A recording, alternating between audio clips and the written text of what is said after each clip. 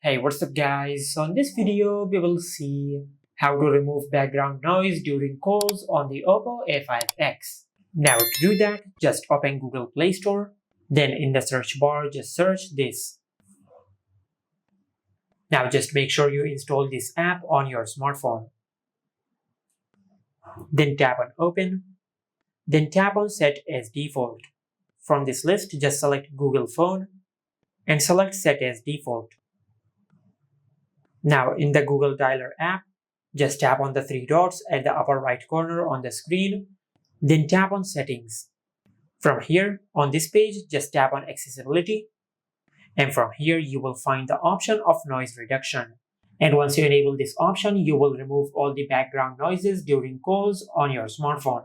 And this is how you can remove background noise during calls on the Oppo A5x. Make sure to like, comment, and subscribe. Thank you for watching.